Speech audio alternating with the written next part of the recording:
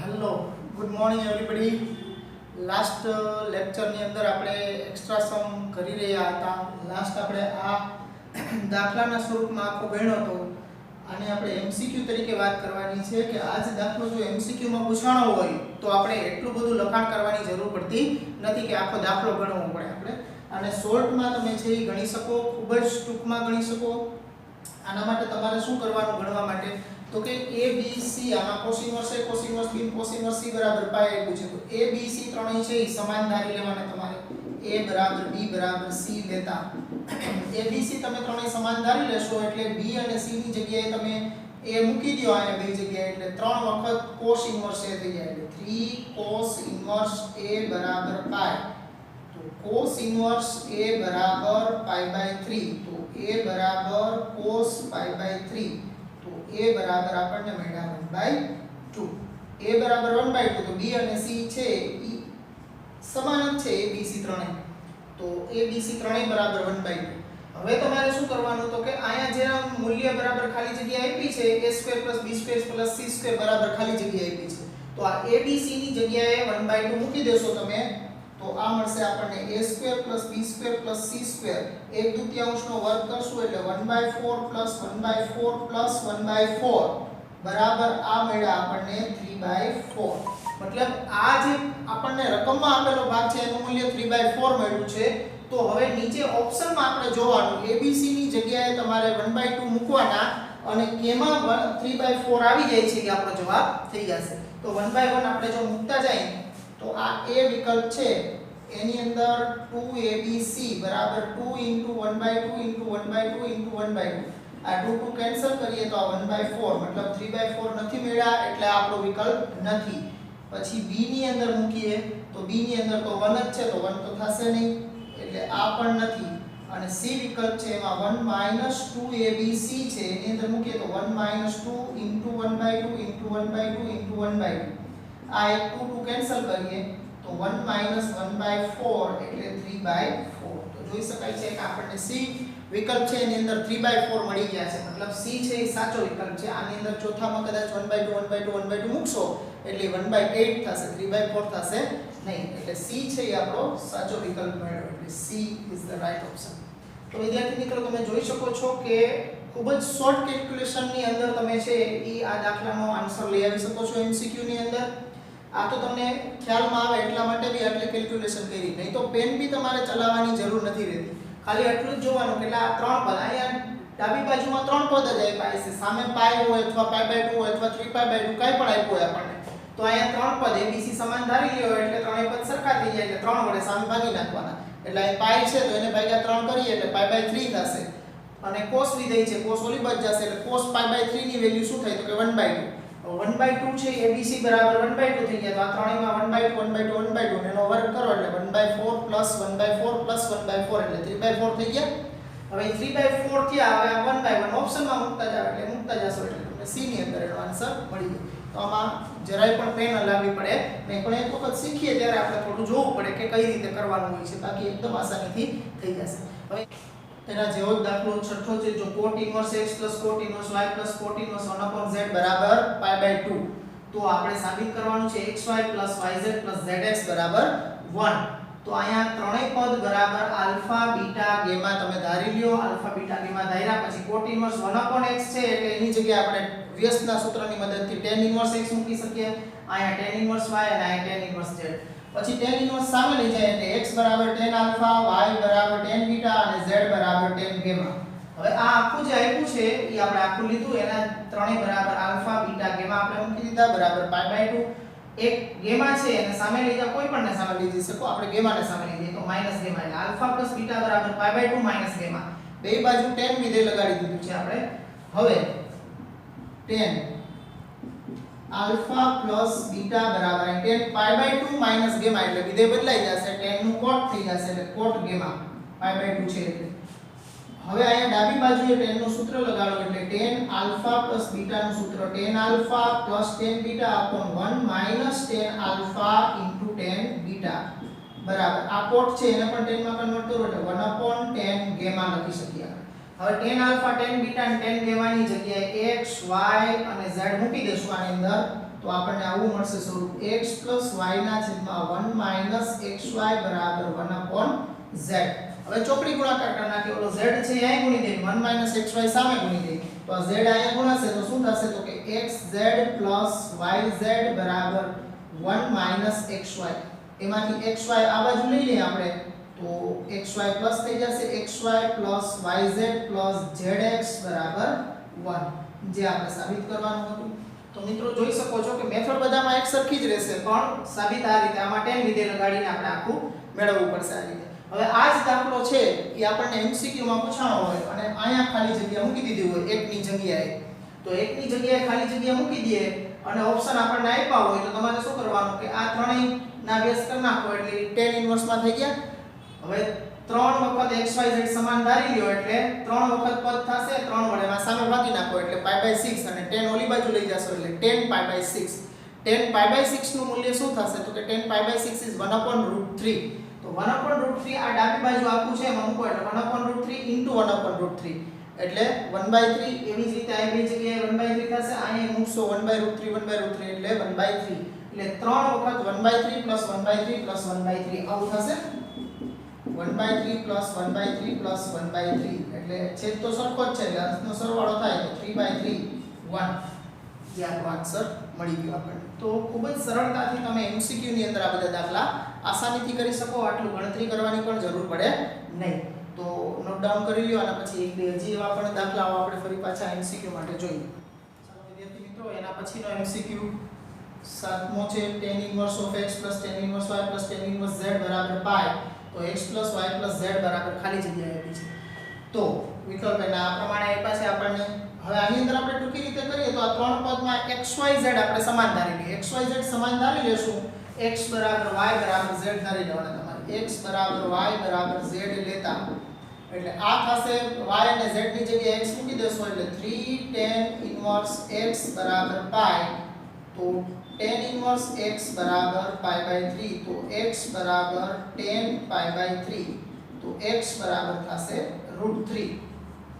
x ની કિંમત મળી ગઈ તો y અને z પણ એટલા જ છે એટલે આની અંદર તમે મૂકશો ડાબી બાજુમાં x + y + z બરાબર √3 + √3 એટલે આ થયું 3√3.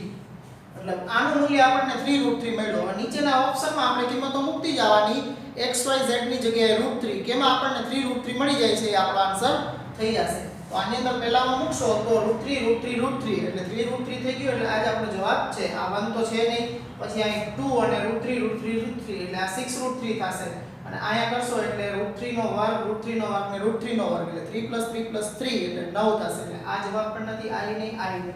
પહેલો છે આપણો રાઈટ ઓપ્શન છે, x y z છે એની અંદર તમે મૂકશો એ વિકલ્પ આપણને આપેલો છે એમાં x y z બરાબર √3 * √3 બરાબર 3√3 થઈ જશે.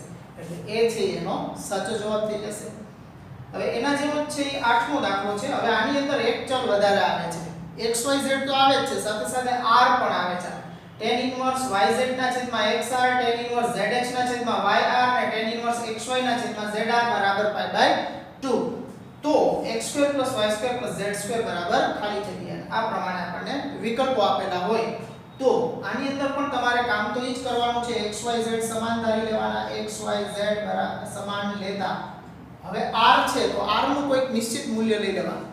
હવે નિશ્ચિત મૂલ્ય લેવાનું હોય તો છેદમાં છે એટલે 0 તો નહીં લઈ શકીએ, 0 સિવાયનું કોઈ પણ લઈ લેવાય. તો 0 સિવાયનું લેવા માટે r બરાબર 1 લઈ લઈએ આપણે. r બરાબર 1 લેતા ઓપ્શન જોઈ લેવાના કે r બરાબર 1 મૂકવાથી કોઈ બે ઓપ્શન સરખા તો નથી થતા ને.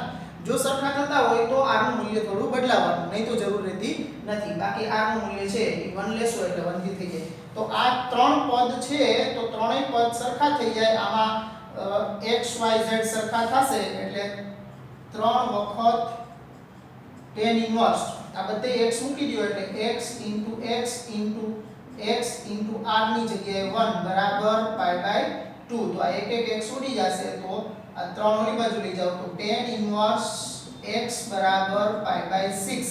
તો x બરાબર tan inverse x π/6, તો tan π/6 ની કિંમત કેટલી થાય તો કે 1/√3.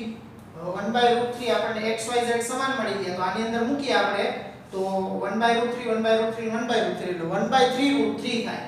આની અંદર પહેલા મૂકી જુઓ તો 1/√3 1/√3 1/√3 x² + y² + z² બરાબર 1/√3 નો વર્ગ 1/3 1/3 1/3 એટલે 3/3 બરાબર 1 મળ્યો છે આપણને.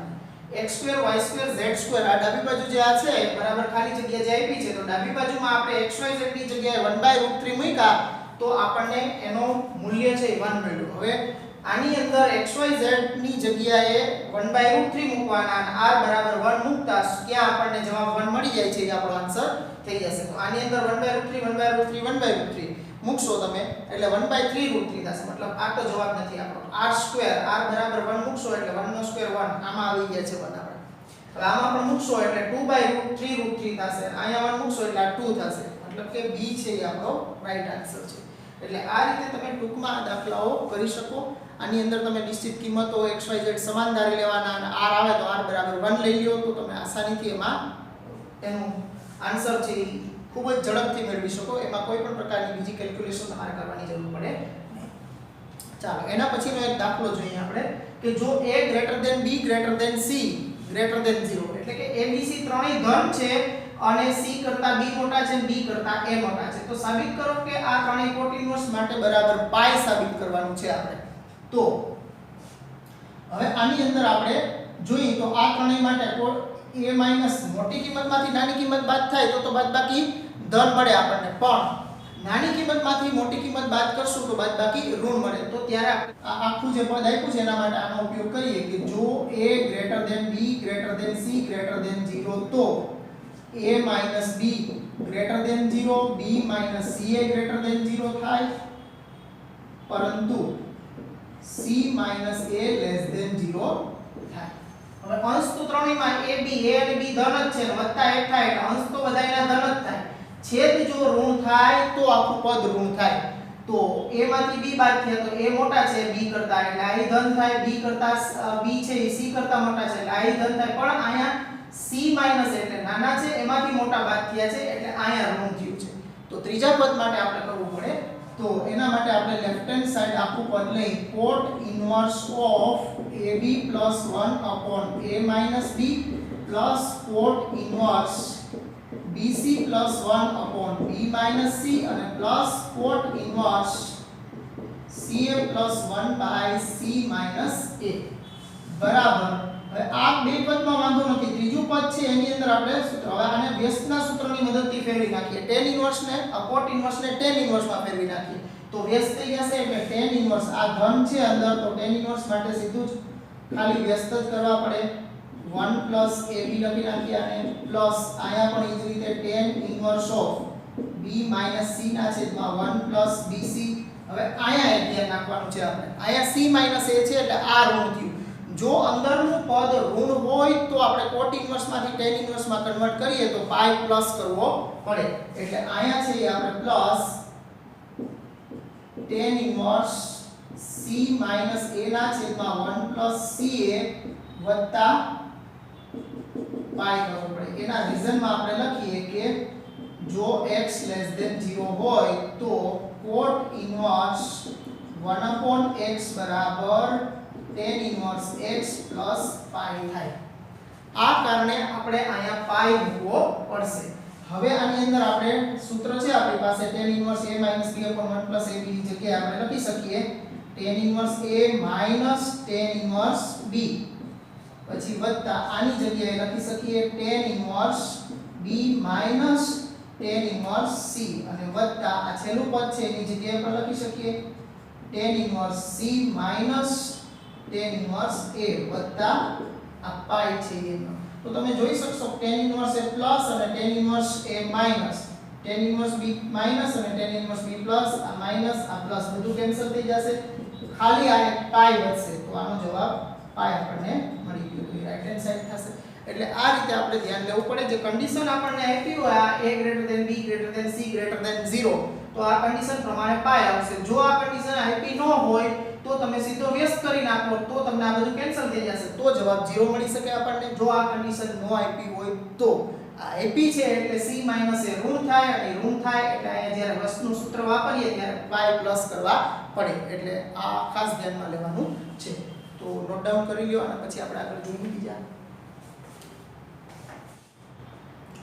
ચાલો વિદ્યાર્થી મિત્રો, હવે આપણે g ની અંદર પૂછાયેલા MCQ ની ચર્ચા કરવાની છે.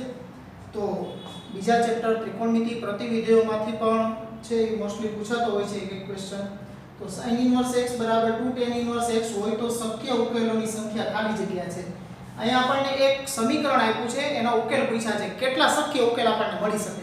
ઓપ્શન આપણને આપ્યા છે 1 4 2 અને 3. સામાન્ય રીતે આપણને ખબર છે કે જો ઉકેલ વાળો પ્રશ્ન પૂછ્યો હોય, જો નીચે જ ઉકેલ આપી દીધા હોય આપણને, તો એ તો આપણે સમાધાન કરીને આસાનીથી મેળવી શકીએ. એટલે g ની અંદર તમને ઉકેલ નો આપે પણ એમ પૂછે કે કેટલા શક્ય ઉકેલ મળી શકશે, એવો પ્રશ્ન પૂછે એટલે આપણે ગણ્યા વગર એને છૂટકો રહીએ જ નહીં. એટલે આપણે આને ગણશું આ રીતે.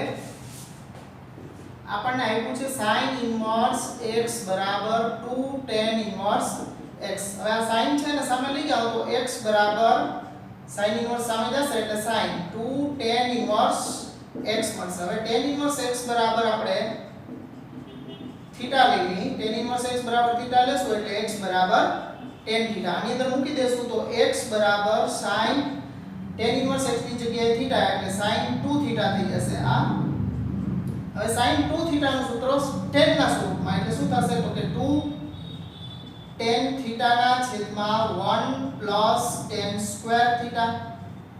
તો x બરાબર tan થીટા ની જગ્યાએ આપણે x મૂકી દઈએ એટલે 2x ના છેદમાં 1 પ્લસ x સ્ક્વેર. આ છેદમાંથી સામે ગુણી દેશું એટલે આ થઈ જશે x પ્લસ x ક્યુબ.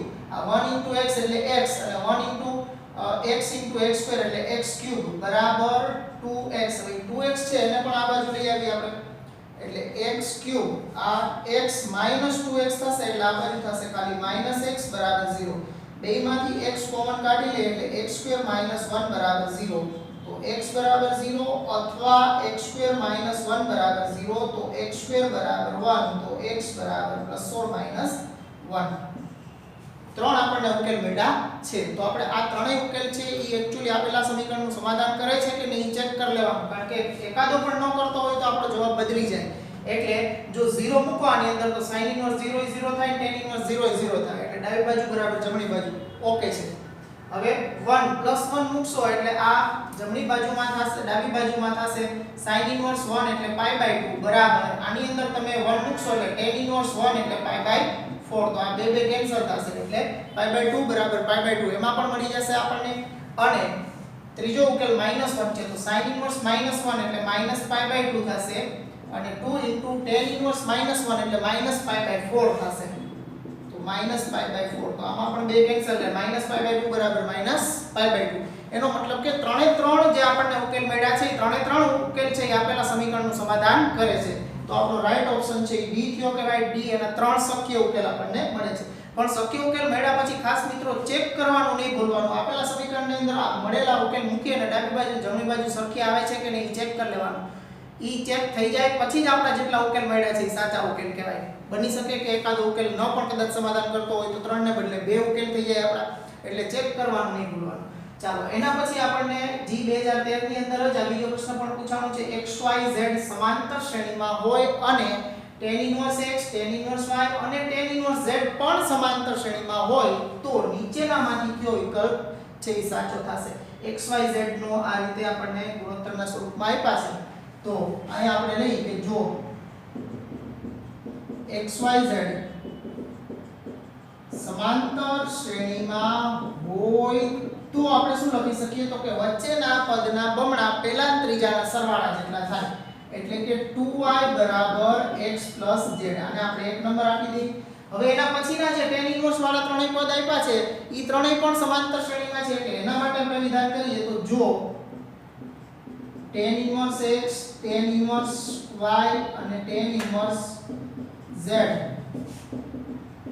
સમાંતર શ્રેણીમાં હોય તો એના માટે શું લખી શકીએ આપણે તો એમાં પણ એ જ રીતે 2 tan inverse y = tan inverse x + tan inverse z થશે.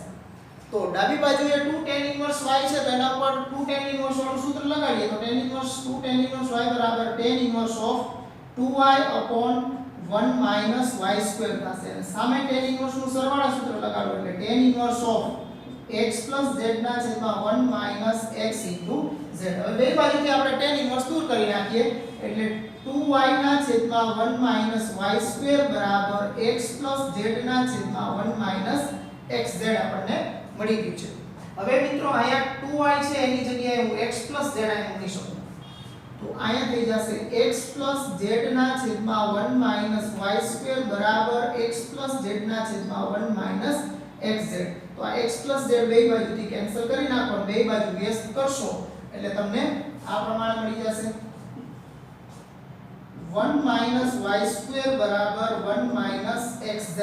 તો આ બાજુથી તમે 1 1 પણ કેન્સલ કરી નાખશો એટલે y² બરાબર xz તમને મળ્યું y² બરાબર xz. હવે y છે એને આમાંથી કરતા બનાવીને એમાં મૂકી આપણે કારણ કે ત્રણ ચલ નહીં બે ચલ સાથે કમ્પેરીઝન આપણને મળવી જોઈએ એટલે y બરાબર શું થશે અહીં કરતા બનાવશો એટલે x z ના છેદમાં 2 થશે એટલે અહીંયા મળશે આપણને x z/2 એનો હોલ સ્ક્વેર બરાબર xz. આ એક ઉપરથી આપણને મળ્યું છે. હવે આનું વર્ગ પ્રમાણે x z એનો હોલ સ્ક્વેર બરાબર બાય આ બે નો વર્ગ થશે 4 સામે xz એમ નો.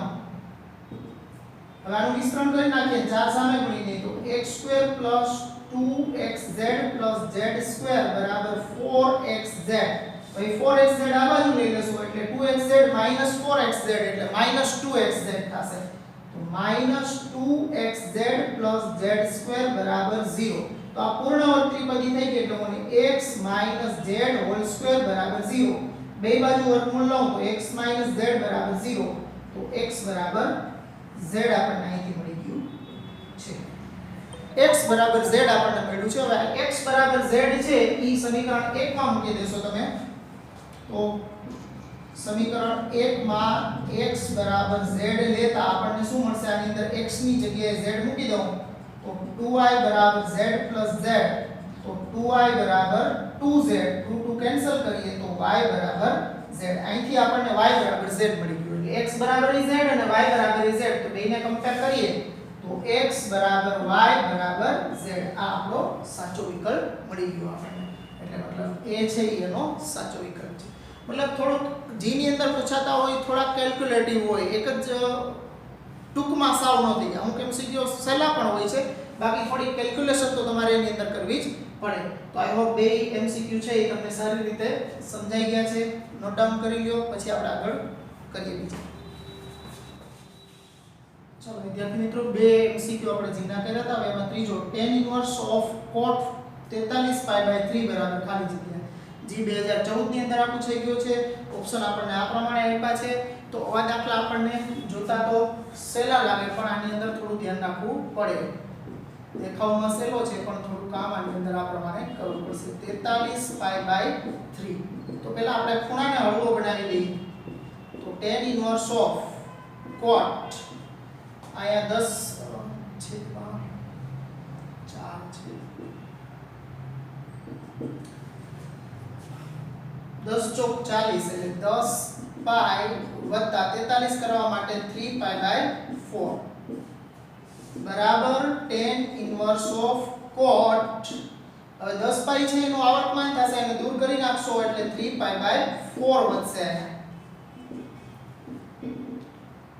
10 પાઈ કોટનું આવર્તમાન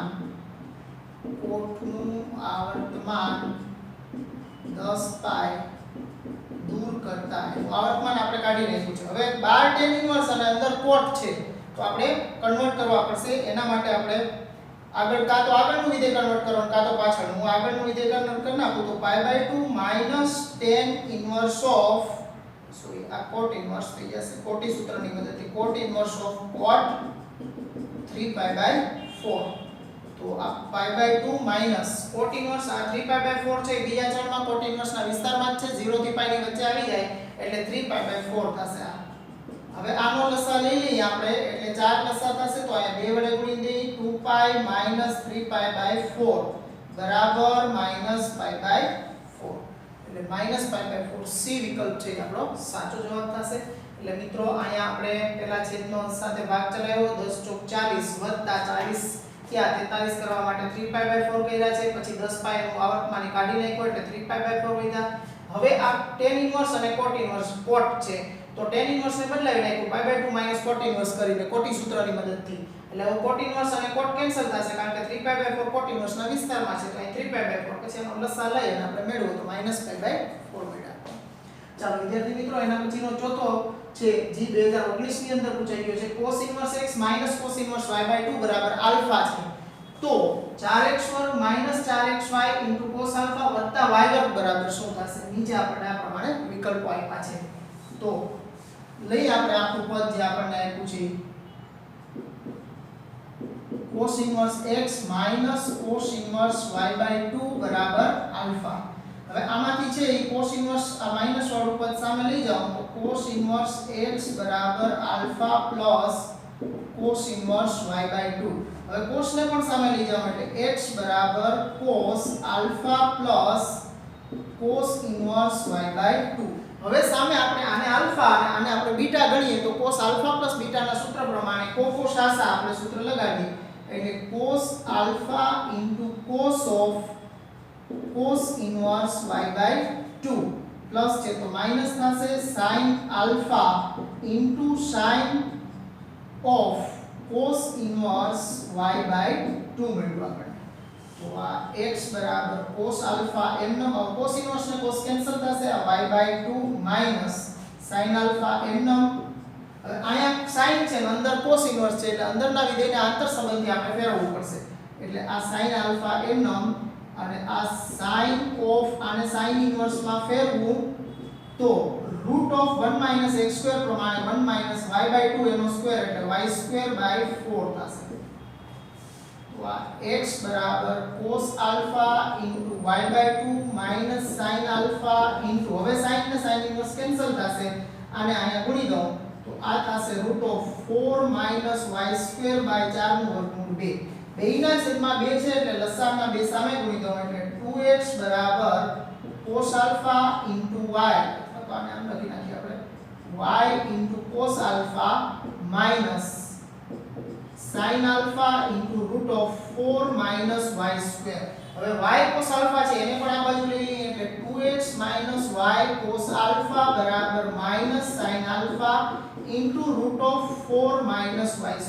હવે આ વર્ગમૂળ દૂર કરાવવા માટે બે બાજુ વર્ગ કરીએ આપણે એટલે આ બાજુ થશે 2x - y cos આલ્ફા એનો હોલ સ્ક્વેર બરાબર અહીંયા વર્ગ કરશું એટલે માઈનસ નો વર્ગ પ્લસ થઈ જશે sin નો વર્ગ અને આનો વર્ગમૂળ દૂર થઈ જશે એટલે 4 - y²। આને આની અંદર ગુણી દઈને આનું વિસ્તરણ કરી નાખીએ તો અહીંયા કરું છું ઉપર તો આનું 2x - y cos આલ્ફા નું વિસ્તરણ કરશું વર્ગ પ્રમાણે તો પહેલા પદનો વર્ગ એટલે 4x² માઈનસ 2 ગુણ્યા પહેલું ગુણ્યા બીજું એટલે 2 દુ 4x y cos આલ્ફા વત્તા બીજા પદનો વર્ગ એટલે y² cos² આલ્ફા બરાબર સામે છે અને આની અંદર ગુણી દેશું એટલે 4 sin² alpha minus y² sin² alpha. હવે -y² sin² આલ્ફા છે અને આ બાજુ લઈ લ્યો એટલે આ થશે 4x² - 4xy cos આલ્ફા વત્તા y² cos² આલ્ફા વત્તા y² sin² આલ્ફા બરાબર વધ્યું 4 sin² આલ્ફા।